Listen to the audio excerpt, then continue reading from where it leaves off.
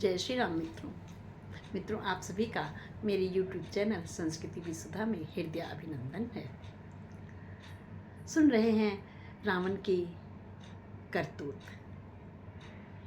जब उसने सचिवों से पूछा है तो सचिवों ने कहा आप रोज़ रोज़ क्यों पूछते हैं? अरे आप तो त्रिलोक विजेता हैं, आप जीत जाएंगे, आ गए हैं पार तो क्या हुआ, कोई बात नहीं, हैं तो बानर भालू ही ना, हम उन्हें पकड़ पकड़ कर खा जाएंगे। फिर वो बनवासी क्या करेंगे, हम उन्हें भी खा जाएंगे।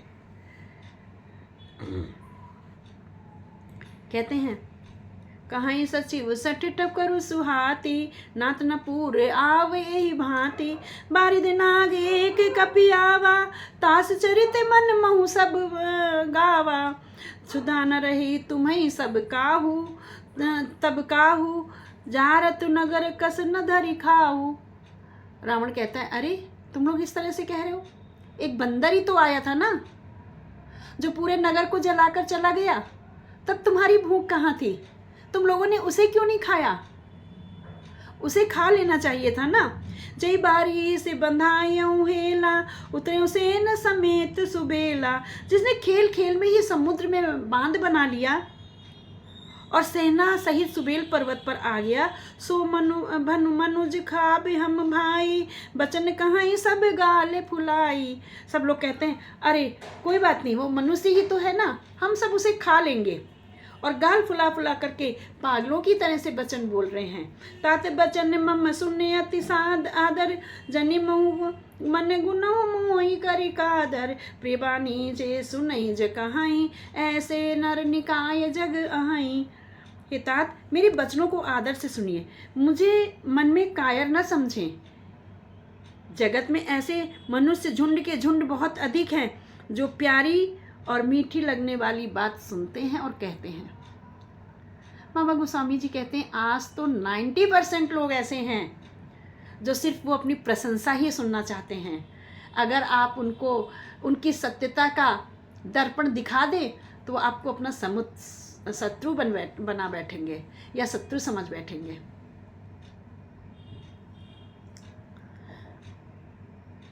जबकि पहले कबीर जी ने कहा है निंदक नियरे राखिए आंगन कुटी छवाए, है ना, कि निंदा आलोचना करने वालों को तो साथ में रखना चाहिए क्योंकि वो हमारी बुराइयों को दूर करता है। लेकिन आज का समय बदल गया है, रावण का युग चल रहा है, रावण का कलयुग चल रहा है। इसमें चापलूसी चाहिए, चाटुकारिता चाहिए। अगर आप अपने बॉस को जाकर के बोल देंगे ना, है ना, आप बहुत अच्छे लग रहे हैं, आप बहुत ये हैं, तो खुश हो जाएगा, आपको पता नहीं कहाँ से कहाँ पहुँचा देगा सिर्फ चाटुकारिता पे। अगर आप अपने कार्य से मतलब रखेंगे ना तो वो आपको बिल्कुल कुछ नहीं समझेगा। इसलिए लोग रावण के काल की तरह आचरण करने लगे हैं। कुछ लोग हैं ऐसे, चंद लोग मुट्ठी भर, जो चाटुकारिता नहीं करते, लेकिन वो बेचारे अत्यंत विद्वान या अत्यंत परिश्रम करने के बाद भी अपना पारिश्रमिक नहीं प्राप्त कर पाते हैं, अपनी स्तुति नहीं करा पाते हैं। कुछ ऐसे हैं। बचन परम हित सुनति कठोरे, सुनई जे कहीं ते नर प्रभु थोरे, प्रथम बसीट पठऊँ सुन नीति, सीता दे करऊँ पुन प्रीति। हे प्रभु सुनने में कठोर परंतु परिणाम में परम हितकारी वचन जो सुनते हैं और कहते हैं वे मनुष्य बड़े ही थोड़े होते हैं।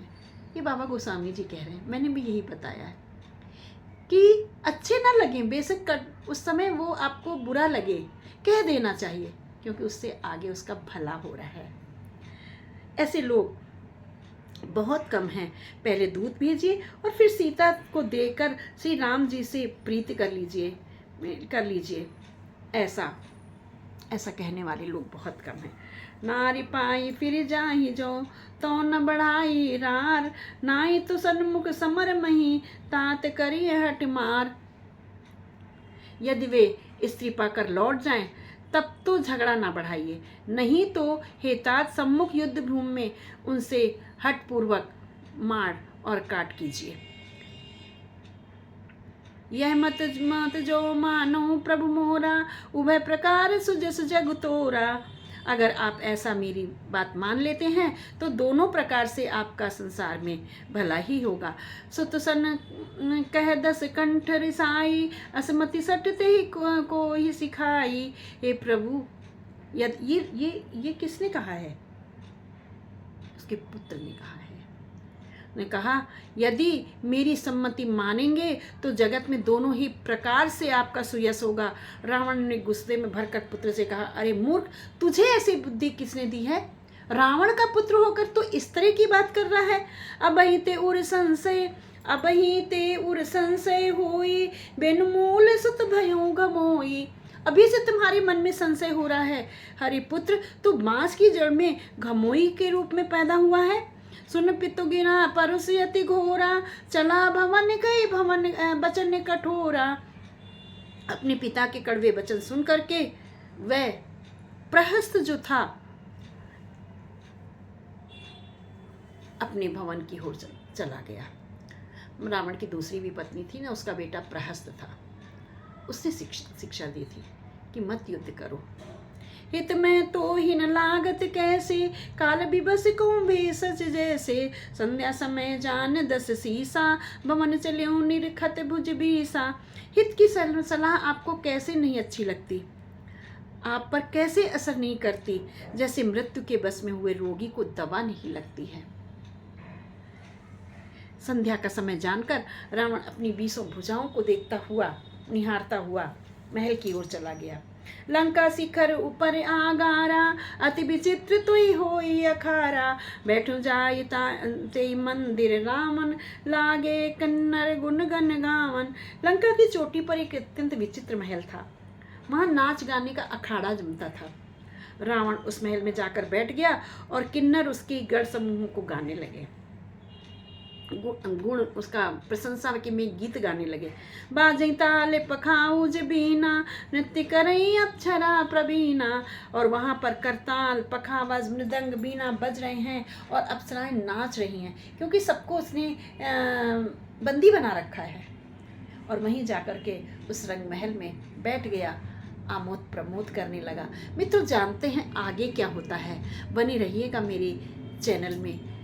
मेरे चैनल को लाइक, शेयर एंड सब्सक्राइब अवश्य करें। अपने विचारों को, अपने सुझावों को कमेंट बॉक्स में अवश्य लिखें। मुनि राजा रामचंद्र की जय।